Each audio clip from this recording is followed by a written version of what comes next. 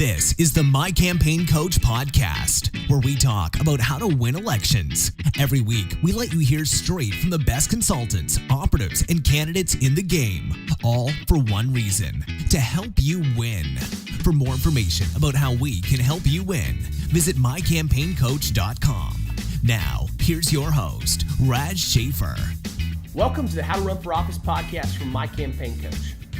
I haven't talked about it much on the podcast, but entrepreneurship and small business ownership have always been about as much a part of my life as politics has. As my involvement in each area has grown, I've been consistently impressed by the similar struggles that occur in each area, whether you're a candidate or a business owner.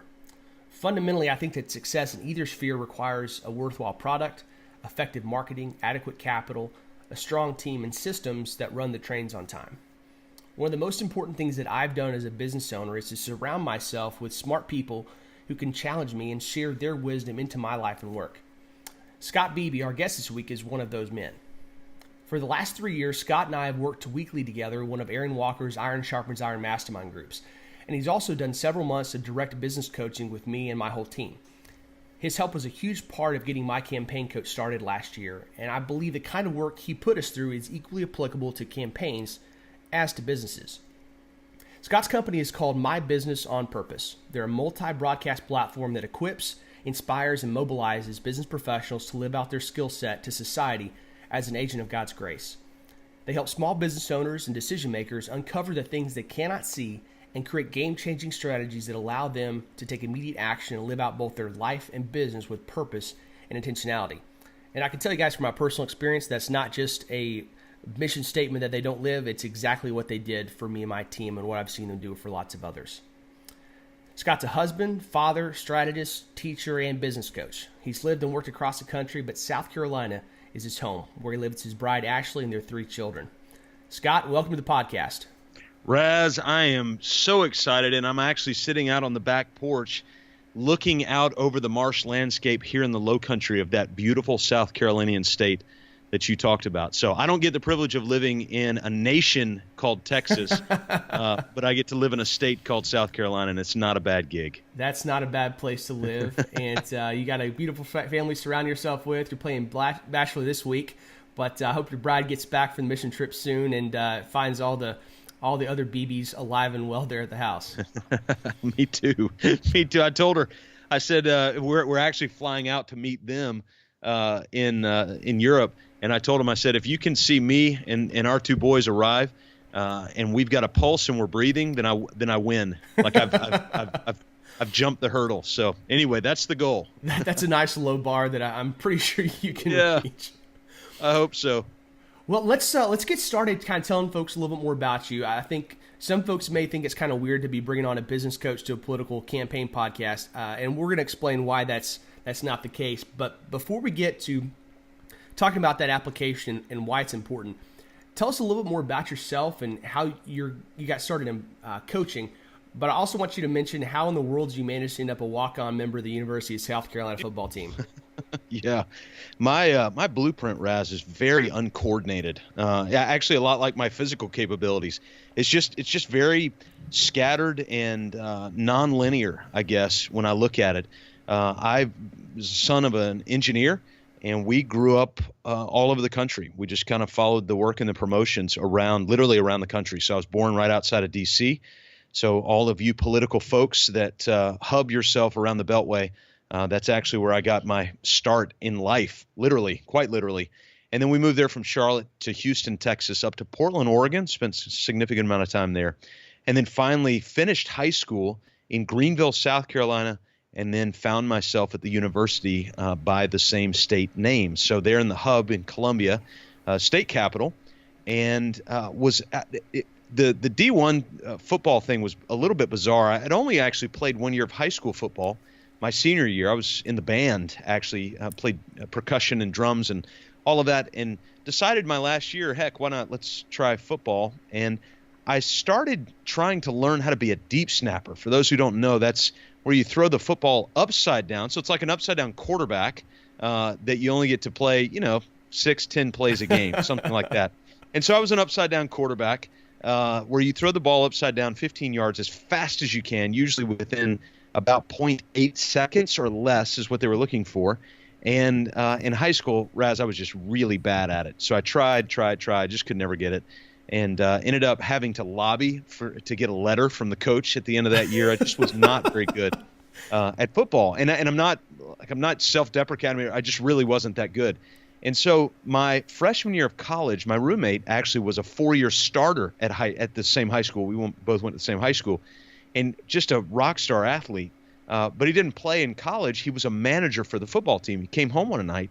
We shared the same dorm room. And he said, hey, didn't you try to deep snap in high school? I was like, yeah. And he said, they've only got one deep snapper on the team that's dressing out. Nobody wants to learn how to do it. You ought to like give it a go. I'm like, well, bring a football home, because he had access to all the equipment. So he brought the football home, and Raz, he'd bring one home every night. And for weeks on end, months really, we would get in the hallway at night, which our hallway was cinder block and it was 16 yards long. Well, I only needed 15 yards, so it was perfect. Weather was never a problem, and I'd get on one end, and for probably an hour a night, I'd just snap to him. And That's my great. poor roommate, I mean, why in God's name he'd do this? But he'd go, I just don't think he wanted to study. So he'd stand at the other end of the hall, and I would snap to him. Man, we were hitting walls and lights and people and all kind of stuff. But eventually, the head coach at the time got fired, and Brad Scott was the offensive coordinator for Florida State. They just won the national championship with Charlie Ware at the quarterback, and he got hired as the head coach. Well, my dad and I had heard that he was speaking at some local event, so we decided to go visit. And I walked up to him, and I just recently outed to my dad, hey, Dad, I think I want to try and go out for the football team. And Dad's like intramural or like flag or like, what are you talking about? Like, no. I think I want to. So anyway, we saw Coach Scott, went up to him, and I just shook his hand, and I said, hey, my name's Scott, and I wanted to let you know that I am going to be coming out for the football team. I'm a long snapper. And so, like, I didn't know how to snap. But anyway, he thought it was sweet and kind and, kind of metaphor on the head, and said, yeah, that's great. And then when I got back to campus, because that was during the break, but when I got back to campus, I set up a meeting with him. I actually went into his office. And essentially, I didn't tell him in these words because I didn't know these words, but essentially I basically said, hey, I've done my marketing research, I've done my homework, and I'm really going to try out for the team. So he invited me out to tryouts. They literally had tryouts. Went out there. I was the slowest, weakest, least experienced guy on the field. And then I got a call back to come to two-a-days because I was the only guy who knew how to snap a football. And so came back to two-a-days in August. And Raz, I ended up 5th game of the season, I think, was Baton Rouge, Louisiana. It's a tiny little Division I SEC school called LSU. Yeah. Decent little football team, 82,000 people, pouring down rain. And the first string deep snapper comes off after the first snap, and his shoulder is hanging out of socket. You can still see this on YouTube, by the way. Oh, gosh. Just Google 1994 LSU versus South Carolina. And go on there. I forget what minute in, but you'll see a little number 60 running in who had never snapped a football in a live football game ever in his life. Oh, my gosh. Pouring down rain. And, oh, by the way, my parents are both alumni of LSU, and so my entire extended family was in the stadium. Oh, but my dad had already told him. He was like, Scott's not going to play. He's never played. And so, but he's down there. He's got a number. It's awesome. And lo and behold, here I go. And I think it was 6-7 plays later, or snaps later, we ended up winning the game, 18-17. Awesome. Beat LSU, not because of me, but it was fun to be in there. And that great. Led on to actually getting a scholarship my last 2 years. So it was quite an adventure. No kidding. So after you graduate from USC, you did a bunch of stuff, from going to seminary and being a pastor to doing sales work, and then somehow you ended up with coaching. How did that come about, and what role do you see coaching playing in organizational success? I was in Fort Worth, right up the road, literally from where you're sitting right now, and going to theology school. Man, Raz, I was a fish out of water. That was a culture that was so foreign to me. And so I ended up getting off campus as fast as I could. I was still going to school, ended up graduating in 2001, 3-year program, and but I had to get off campus when I wasn't in class because it was so it was just so foreign to me. It was a me problem, not a seminary problem. And so I ended up working in business, and I was selling reference materials to CPAs and CFPs by phone. So I got my start as a telesales guy. And rough. after I got out, yeah, tell me about it. And after I got out and graduated, I ended up going to work for Pfizer. Two of my old coaches actually had been fired. When you don't win games, they fire you apparently at Division I level. And so they were sick of their whole livelihood being dependent on a bunch of 18 and 19-year-old hormonal monsters. And so they went to work for Pfizer. And so I had an in there and was able to go work there a couple of years, had an incredible manager, then was having this kind of crisis. Kind of a trained pastor working in business because I'd missed business, but I also missed kind of the ministry aspect of it. So went to work in the church world, again, back out in the Dallas-Fort Worth area. And was on staff at a really big church up by the Dallas-Fort Worth airport. And then their strategy was to send us out to go plant churches. So I was actually just south of where you're at in Crowley, Texas. And we gave our hand at planting a church. And it was hard. It was really good, but it was really, really hard. And it was first kind of big failure of my life. But I had this kind of innate training to counsel people. I didn't necessarily like it, especially when they didn't do what we had talked about. That was really right. frustrating for me.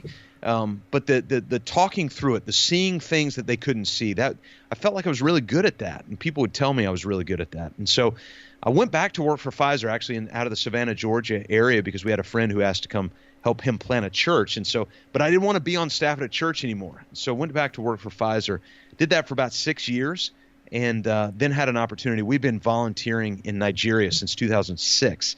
And then in 2013, that organization, because we'd helped them develop their vision, their mission, their value set, they asked if I would come actually be their first international administrator for the organization. So did that for a couple of years. That turned out really awesome for about a year and a half. And then there was a bona fide, legitimate coup d'etat internally within the board, which I was not a member of. And because the board, my role was directly aligned to the board, 8 out of the 9 board members, all these really high-powered, very intelligent, influential Dallas businessmen, kind of walked out because the chairman was taking a fee out of power of the board, and they had to dissolve my position. They felt horrible. I felt horrible, but we both agreed there was no other option. It was either that or cut off funding to a bunch of orphans at our orphanage in Nigeria and our incredible staff on the ground over there, and we just couldn't do that. Yeah. And so that was February 27th, 2015. And the next Monday, that was on a Friday, the next Monday, we launched the Business on Purpose platform, trying to merge all of these unique different skill sets and backgrounds that I had with seminary, Pfizer, coaching internally for big organizations, leading organizations, and putting that together and realizing that small business entrepreneurs live a life of chaos day to day. And you can easily translate this to campaigns because they live a life. I've got a dear buddy who's a lobbyist and who's lived this life for 25, 30 years, who has led campaigns, is now a lobbyist. And so I've seen somewhat of an insight through a third party of what chaos can really look like. And I found that most organizational leaders live in that life, and our job is to liberate them from that chaos. And we knew we could do it. And so that's how we got into it. Well, you in a couple of years that you've been doing this full time, of course, you have all that experience that led up to it.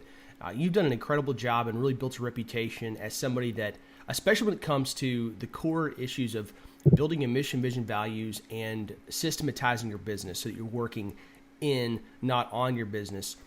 Those are areas where you built a great reputation, and you helped us a ton with Frontline Political Strategy and My Campaign Coach when we went through the coaching with you a year or so ago. Let's start out, for all the listeners that are wondering why the heck we're talking about, I got a business expert on a political podcast. I've got my own ideas, but what are some of the areas where you see similarities or where you think that the wisdom that you have from the business side and the coaching there can be transferable over to helping somebody run a political campaign? Raz, life is really broken up into kind of two major there's a lot of major segments, but in the narrow niche that we're talking about here, it's broken up into principles and strategy. Strategy is acute. It's near term. It's here today, gone tomorrow. Strategy is MySpace, Facebook, Twitter, Snapchat. That's strategy, right? That's a strategy for social communication. More than likely, that strategy is going to be gone, and replaced with something more novel. And Kodak had a strategy, film. Mm-hmm. They actually, in 1975, created the first ever digital cameras the size of a toaster. But because they were so beholden to their prior strategy and were not willing to maneuver to the new strategy. It killed them. And in 2012, they filed for bankruptcy. And so when you're beholden to strategy and not willing to maneuver, on something that's very acute, that's where you really have challenge. The other side of that, though, is principle. And principles, don't really change, and principles cross industries. So if you lined up a political campaign manager, an owner of a pie shop, an owner of a bike shop, and an owner of who's starting a Silicon Valley startup for an app, I would look at all four of those and go, you're pretty much the same people. Mm-hmm. You've got different strategies on how you earn income, provide services for people, et cetera. But principled are going to be very, very much the same, because you all have receivables, payables, cost of goods sold, payroll, hiring, firing, all of those things are going to be the same. And so when you step back and kind of pull the camera back a little bit and you look from the level of principle and not strategy, that's why it makes sense to have a business strategist or business expert, if you will, or a guy really rooted more in principle than he is in strategy, come into a political context and say, all right, let's pull back and let's realize that your political campaign is really nothing more than a human organism. It takes 11 systems to run the human body. So sure enough, we can run a political campaign with fewer systems than that, but we still have to have systems in place. So if you don't have those systems in place to run a political campaign, welcome to chaos, brother. I mean, it's just going to, and even isolating that down, Raz, and I realize your kind of political bent and background, and sometimes when I say this publicly, I get some evil eyes, especially if I'm in the kind of the right milieu or the right setup for this. But look at it this way. You take the latest campaign at the time of this recording, latest, most public campaign between the Trump campaign and the Clinton campaign. And I don't know what their internal structure looked like. I didn't study it enough, but I do know this. Somebody was smart enough in the Trump campaign to say, hey, let's come up with a statement that we can put on really, really ugly red hats. And that statement was, make America great again, right? Everybody can name it. Nobody did that in the Clinton campaign. Mm-hmm. In fact, when I'm in with people, I'll ask them, what was the one-line statement for the Clinton campaign? And really nobody can tell me. Now, I think the statement is, I'm with her. I think that was the statement. But nobody, or at least 95% of the people when I ask that question, can't tell me. Right. And so they had a structure. That structure then led to clarity for a one-word statement. And quite frankly, Raz, that's what we'll die on the sword for. People will die on the sword for Make America Great Again, even though structurally they may not have a clue what it means. Mm-hmm. No, you're absolutely right. That was one of the huge coups of the campaign, was having that statement for Trump and the lack of one for Clinton. And I think when we look at applying these business principles to a political context, it really struck me more and more as we were doing our coaching, starting My Campaign Coach last year, and you were working with us, just the similarities as far as the reasons campaigns fail and businesses fail are virtually the same. Mm-hmm. And the vast majority of them come down to a lack of systems and process. And you can have a great vision, mission, and values, but if you don't have the logistical train and the systems built, your chances of winning go down precipitously. And let's start out talking about the mission, vision, and values. This is something where you've developed an incredible system for working somebody through and helping develop those. It's a concept that I think gets a really bad rap, because if you look at just about any corporate website, you get this really vanilla, vision, mission, values, or, their corporate values. And it's a bunch of words like synergy and things like that, they don't know what they mean and probably don't actually mean for them to carry any significant meaning themselves. But, when we started working through that, I'm happy you kind of walk us through that process, but I want to kind of lay out for folks what we ended up with at the end of that for me. Yeah. And for this is kind of my personal mission, as well as, for the organization that I hold. And so our mission is to champion liberty by coaching campaigns, forging relationships, and earning votes. And the three values that we hold to are: we're comprehensively conservative, which means that we believe in advancing the causes of life, individual liberty, and religious liberty, fiscal responsibility, and limited government. We ride for the brand, which is a phrase drawn from Texas heritage that means loyalty, honor, and fidelity to find us and the people we work with. And lastly, drawing on my love for Winston Churchill, we use his quote, "He who dares wins," which we believe exemplifies that victory requires determination, preparation, execution, and accountability, that no success worth having was ever won by accident. And when you read through those things, you get a very clear idea of what I'm about. Not only the principles that I hold to, but the type of people I work with and the attitude that I have towards campaigns and really life in general. Now, that was nothing close to what we started with. Well, first of all, we didn't have anything when we started this process. But second of all, I state with 100% confidence that I wouldn't have come up with anything nearly as, I really like that. I don't think I've come anything that sounded nearly as good without the process you worked us through. Kind of explain why having that vision, mission, values is important and kind of how you go about that process. Raz, I'm very aware that the heroes that listen to your podcast have a deep love for history. You kind of have to be in the space that you guys play in. And so I think where you start with vision, especially with an audience like you are building, is you got to start from a historical sense. And you got to look backwards and go, okay, vision is not something that Peter Drucker came up with in management school. Right. It's not something that is a Harvard Business Review novelty from, a 1970s article where they did a case study. No offense against Harvard Business Review. They're fantastic at what they do. Vision is not theirs. Vision is not Jim Collins. Vision is not Winston Churchill's. Vision is not any. If you go back, I want you to think about this. So if you come from a similar faith worldview of one of the three dominant religions, you can't help but look back and go, okay, the earth was formless and void. And so if that's the case, and logically it went from a shapelessness of formless and void into a shaped reality of what we see today, then you're forced to believe that vision existed from literally the beginning of time. Right. Because you take something that's formless and void, you got to have a vision for what it's going to come into. So I argue that vision has been around since literally the beginning of time. And the first great episode of vision was in the Old Testament Jewish tradition, in particularly in Genesis 12, where God talks to the Jewish Abraham and says, I want you to go to a land that I'm going to show you. So the vision is pending, and I want you to leave everything that you have so that you're so compelled to go to this land.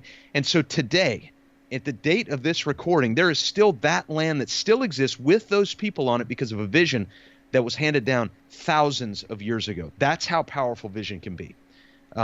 Vision, I was talking to somebody the other day about the nation of Germany and how tiny it is. Somebody told me Germany is the size of Montana. Yeah. And do you realize that a dictator of a landmass the size of Montana disrupted an entire geographical Earth scope in a multi-year period? That's extraordinary. Now, it was extraordinarily horrible, by the way, but it's extraordinary. All that because Adolf Hitler had a vision. Now, it's a twisted vision. Right. It's a deplorable vision, but it was a vision.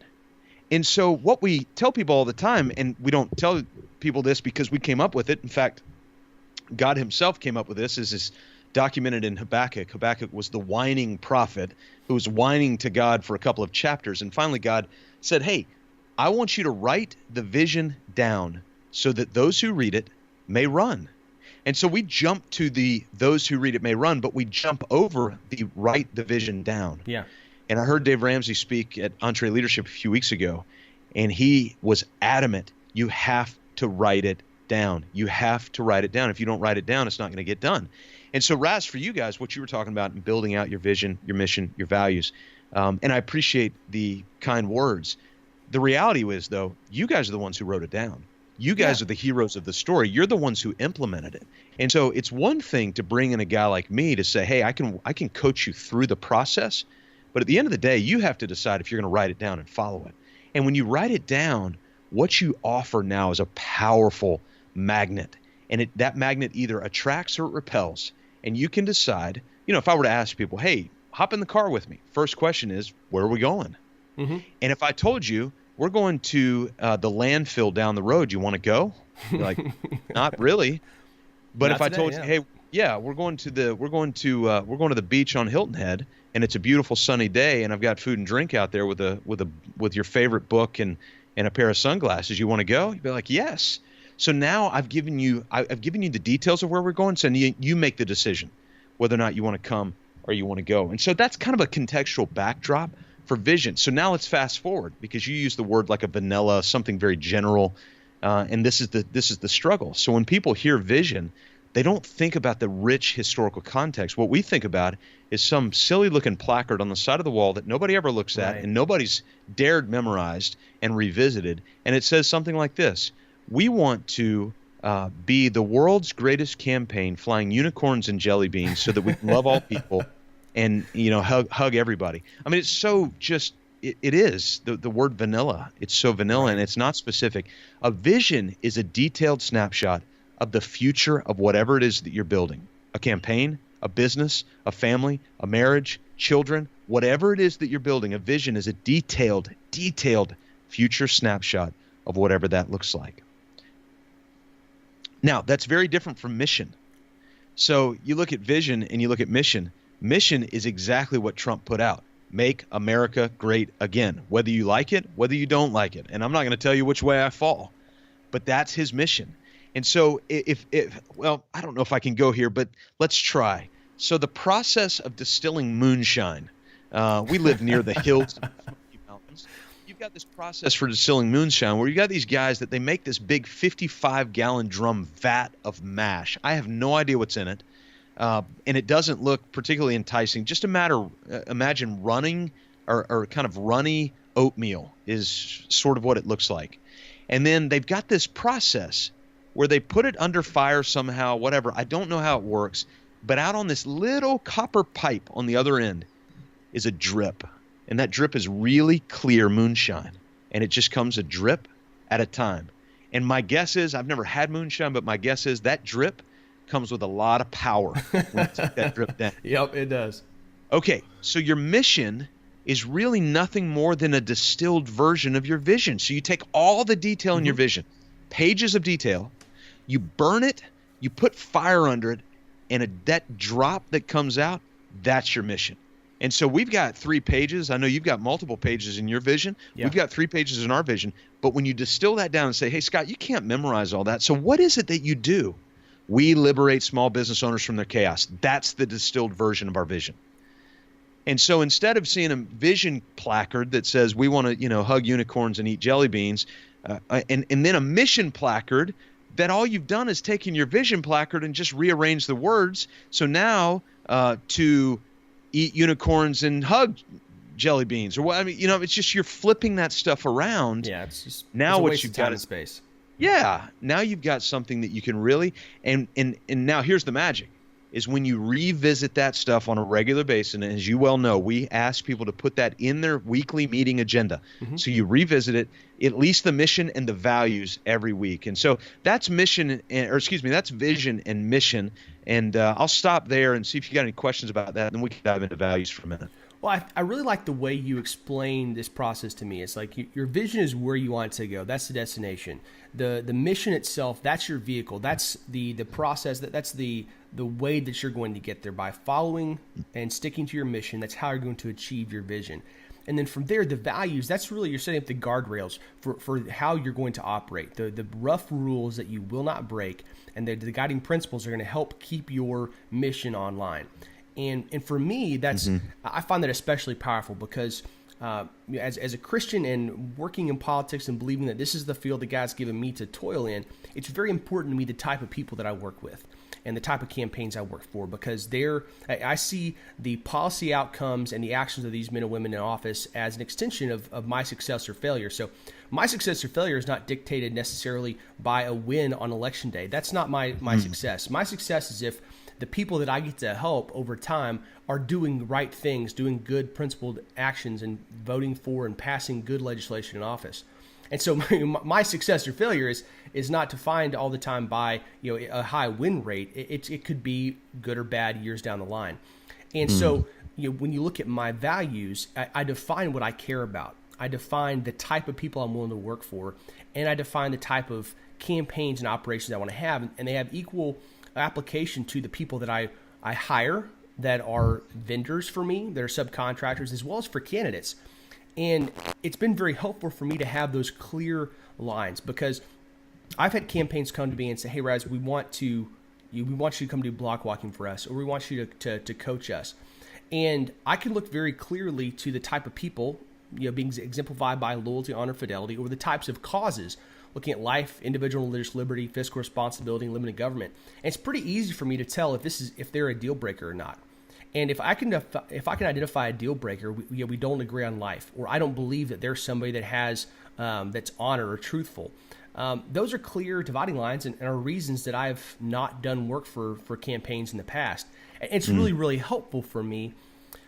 When we're looking at campaigns, I think that you have a vision, and I think it goes well beyond just achieving office. That's some waypoint along the way. I encourage, as we're asking questions of potential candidates and coaching them, I always encourage them to look well beyond that. To what do you want on your actual or political gravestone? What do you want that legacy to be? And where do you want to be down the line, at least 5 or 10 years, and ideally at some ultimate level.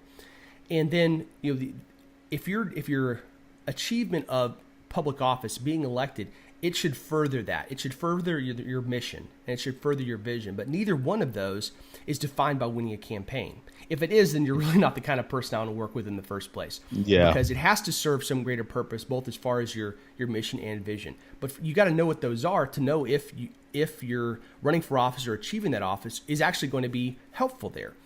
And it's also equally important to me that you understand values. Like, what are those things that you're going to do that are non-negotiables, are going to keep you on the path? Because I'll tell you, there are a few areas that I can think of where, more than in politics, you're going to be tempted and pulled in more directions by more people who are going to tell you that they're looking out for your best interest. And I just think it's absolutely, that there's nothing more paramount than understanding what those unbreakable rules are and to be clear about them. And it sets you up for success, it protects you, and it makes it easier for those around you who you want to trust you to believe in you.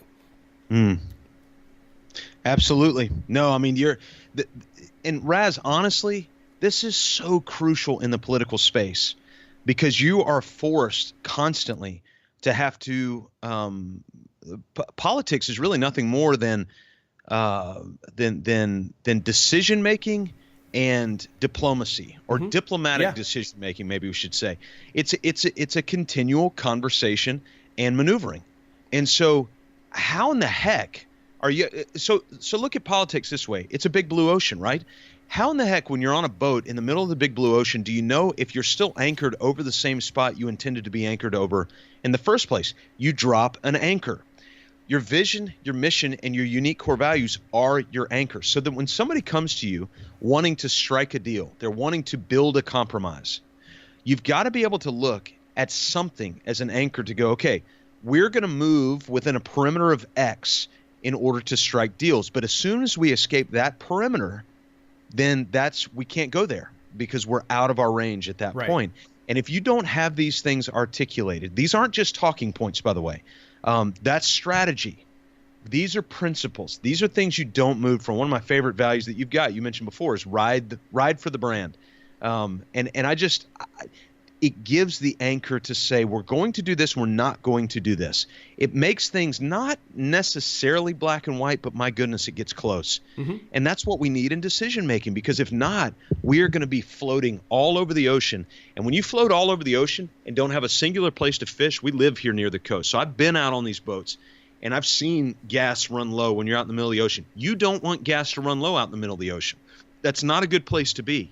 And so if you are living without articulated vision, mission, values, again, the right kind of those things, then you're just going to be a boat floating out of the ocean. Eventually, you're going to run out of gas. That's why Proverbs 29 says, where there is no vision, people scatter. It's not a nice bumper sticker statement that, we can kind of rally. It's true. Where there is no vision, people scatter. You're absolutely right. And I feel like for us over the last year, as we've implemented and really stuck by the vision that we set, the mission and values that we have published, that's been huge as far as keeping us on course, both in terms of our day-to-day work and making sure that we're pushing the right direction, as well as when we're looking at who we want to work with, who we want to hire, etc. And that actually brings me to kind of the next thing I want to look at.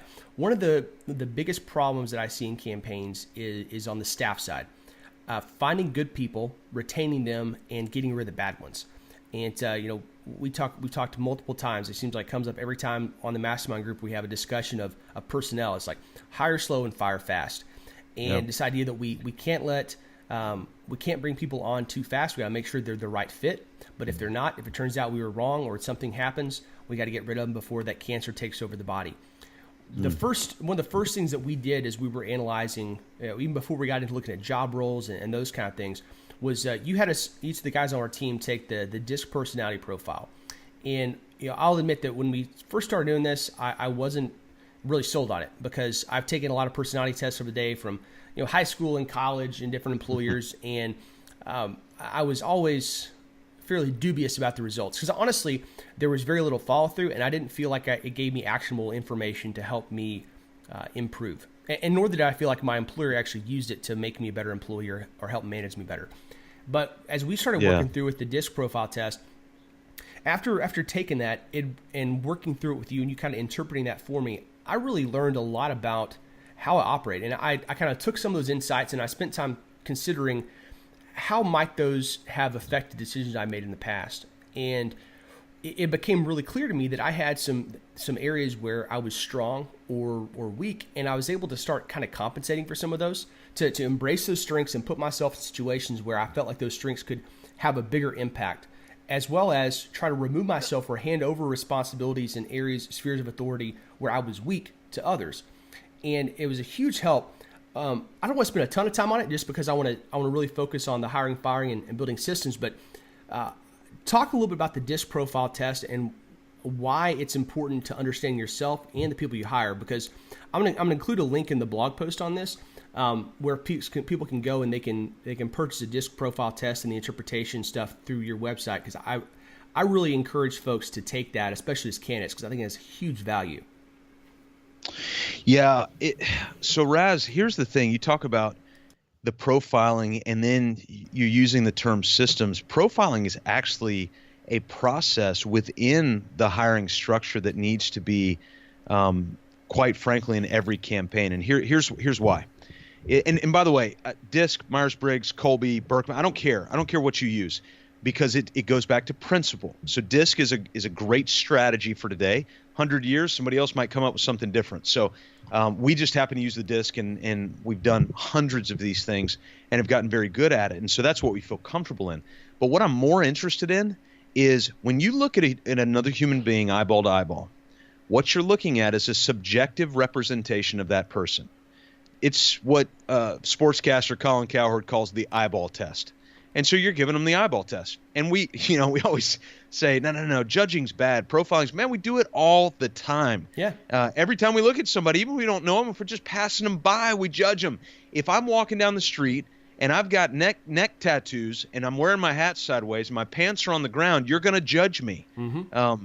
If I'm walking down the street and I've got a well-tailored creased suit with brand new patent leather shoes, you're going to judge me. And so whoever I am, wherever I'm at, you're going to judge me. And we profile all the time. But what we're profiling with is the eyeball test. It's how we feel. That's it. It's not the objective data side. And so what happens nearly every time, I don't want to say all the time, but nearly every single time when we go to bring somebody on the team, or when we get really frustrated when they're on the team and we go, they just can't do it. They can't do it. Well, number one, you got to realize whenever there's a breakdown in performance, it's really only one of three things, and that's it. Number one, it's a training problem, which is really, Raz, a you problem. Yeah, it is. As the leader, okay? It's not a them problem. It's a you problem if it's a training problem. Number two, it's a competency problem, and they're just never going to get it. So let me give you an example. You give me a basketball and say, hey, Scott, go dunk the basketball in the 10-foot goal. I got a competency problem. I'm not going to be able to do it. We can try, but it's just not worth it to me. Now, the third is it's a character problem, and it's a breakdown in character, and they're just lying, cheating, stealing, whatever, and it's a character issue, and you got to let them go. I mean, there's just no way around it. So how in the heck are you going to know about the internals of a person? You're doing the eyeball test. You're getting all the subjective data when you talk to them, you listen to them, you look at them, you bring them in, you do all that. So what do? It's the same thing. Again, let's go back to Jewish custom. It's the same thing they did with the first king of Israel, Saul. Man, that guy's big, he's strapping, he looks like a king. And then the next guy in line was a little known, 10th or 11th in line son who was out in a field herding sheep, who was a nobody.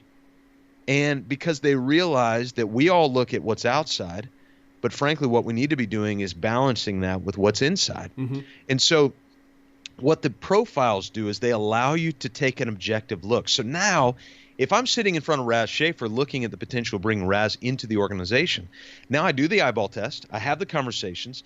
I love what Dave Ramsey does. They actually go out to dinner with the spouses because he says, if I find out you're not crazy, that's awesome. But if you're married to crazy, I don't want you in my organization.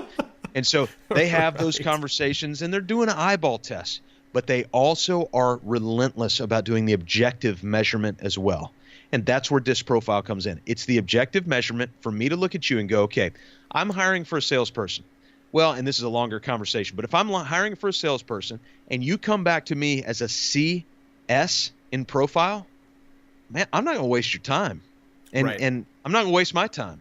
But there's really no reason to bring you back in unless it's an incredibly detailed selling experience. I'm selling large X-ray scanners to hospitals. Then I might have you bring in. Actually, I'm not even going to bring you in then. I'm looking for a CD on that. But you can start to look at the profiles and frankly save a lot of time. And you might look at that and go, my goodness, Scott, that's pretty relentless that you're going to base the next interview on a profile. Well, I'm not just basing it on that, but you better believe I am. Because that's a huge factor. If I bring somebody in who's not naturally energized to go out and influence other people, but I'm hiring for a sales position, man, I'm not doing them a service. I'm doing them a disservice. I'm putting them in a position where they're going to be de-energized and miserable. And I don't want to do that. So yeah, it sounds selfish, but it's really not. That's why we operate, and you and I had long conversations about this, but that's why we operate under a principle called role first, people agnostic. Gnosticism, gnosis means knowledge. Put the A in front of it, it negates it. I don't want to know about people yet. I don't care if you tell me you got a rock star on the hook, you need to find a position for them. We don't operate that way because rock stars come with baggage, and the majority of the time, it doesn't work out. What works is you find people who, what Jim Collins says, are the right fit, in the right seat, on the right bus, and I would add at the right time towards the right vision. Mm-hmm. And you can only know that if you get the eyeball test, but you also have the objective data on the back end of some sort of profile. Again, we use the DISC profile. And then you can take that and objectively go, wow, okay, we got it. And Raz, I can tell you in the last couple of years with hundreds of these, I think we've done 450 of these things. Those are 450 case studies that we have seen. Right. And I will tell you this with certainty. Every time somebody has hired against the DISC, it's burned them in the rear end every single time. In fact, we will not even give hiring advice anymore. We've stopped doing this unless they do a profile on somebody. Well, I think especially for campaigns where it's highly relational, you have a lot of reputation stuff built in there, and oftentimes we're trying to hire people that are going to work for little money, lots of experience. They're going to work hard. They're trainable. So oftentimes, both the person hiring and the person being hired are fairly desperate because they're not hiring in advance. They have limited capital to pay people with. And so I think a lot of times candidates don't feel like they have any real power in that seat. It's not like they can just sit on the job description for another 6 months and wait for somebody else to come along. But what I always tell people is don't hire somebody before, like you were saying, like you have that role. Define what they're going to do. Don't even with a campaign manager job where it's going to change and you're going to have a lot of random stuff that comes your way. You still need to define it somehow to give them their scope of authority, scope of operations, and really the types of things they're going to do. Because if they're going to be handling a ton of fundraising responsibilities as well as a bunch of volunteer responsibilities, or if they're just going to be somebody that does your schedule and manages you and keeps the trains running on time but doesn't have a lot of personal interaction with donors and volunteers, the types of people you would need for those roles are going to be different. And it's not the fault of you or the people that you're looking at. In fact, what you might do is you might write a role and find somebody you really want to hire, but find out they don't fit it. Well, I mean, you tell me what you think, but it occurs to me that you might say, well, you know what? I can divide these roles up, or I can shift things around because so-and-so is going to handle these other things, and they're really well suited for that. But we're going to redefine this role because we think you would do a rock star job at this part of it. And it's sufficient for us to be able to pay you a reasonable amount and keep you busy. But we're going to take these other things we had thought were going to be in this, and we're going to give them to somebody else because those are areas that are going to suck you dry. Mm-hmm. That's exactly right.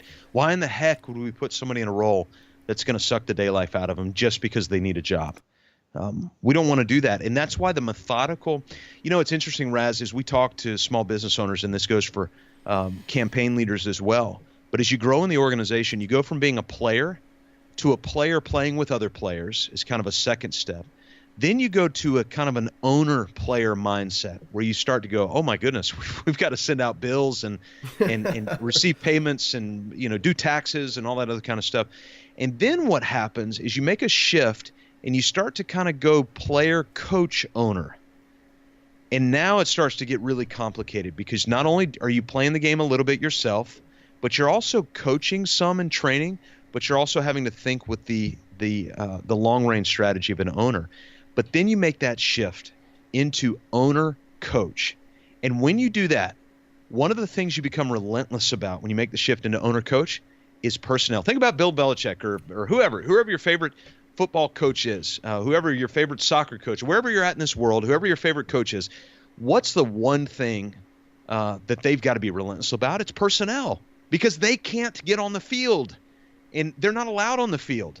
And so as a coach, you got to have people on the field who can play the game at an incredibly high level, A, so you don't get fired, and B, so you get to your ultimate goal of winning a championship. Mm-hmm. And so they are relentless about personnel, about coaching, about making sure that they've got game plan strategy in place for rock star personnel who they've developed. Bill Belichick has made a living off 3rd, 4th, 5th, 6th, 7th, and 8th round picks, not off first round rock stars, because first round rock stars come with baggage. And so in order to create the gems or the diamonds in the rough, why has he created so many of them if there's such an anomaly? Well, it's because he's been very methodical about coaching and being relentless about personnel. So as we wrap up, we may have to have you back on at some point to talk in more detail about systems, but this is one of those areas where I feel like so many campaigns lose steam. Just like whether you're talking about a military campaign and Napoleon or Hitler going on Moscow, they lost not because of a lack of military might, but because they didn't have socks, because they couldn't feed their troops. And it's that logistical train that I feel like gets neglected. And one of the things that people often ask about that we really focus on is how, before you decide to run for office, before you pull the trigger and announce and get in the chaos of a campaign, how can I best set myself up to succeed? And I always tell people that the number one way is building your systems and processes ahead of time. Because by and large part, especially when it comes to logistics and how you're going to handle the campaign and the methodology you're going to use there, you can write a lot of that down ahead of time. And that's what we focus a lot on at My Campaign Coach and what you do a lot of work on. Explain the value of the systems as we're wrapping up here. Imagine getting in your car and Henry Ford or Carl Benz had decided not to create systems in the car. Or let's take it one further. Imagine getting in a plane and your pilot decided, you know what, I'm not going to fly the plane by cockpit. I'm going to do this myself. And so your pilot gets out of the plane and he starts the engines by hand. And then he hops back in the plane and he moves the throttle. Actually worse, because the throttle is a system in itself. He hops into the engine structure of the plane and pulls the throttle cable himself. He wants to do it all himself. And then he tries to run up to the front landing gear and turn the wheels while the plane is being throttled and moving down the thing. And then he runs back to the wings and he pushes. I mean, it's ridiculous, right? So ridiculous to even say this. Why in the heck would we think running a campaign would be any less ridiculous than a pilot deciding to literally fly the plane himself without a cockpit? The systems are what build a cockpit, and they're ultimately what flies the plane. I want the pilot in the cockpit. I don't want him serving me drinks. I don't want him cleaning my toilets. I don't want him dropping landing gear. I don't want him doing any of that. I want him in the cockpit. And so if you're leading a campaign, build a cockpit. You've got to build a cockpit where you push a button and the engines roar. You push a button and the landing gears drop. You turn a stick and the flaps go where you want them to go.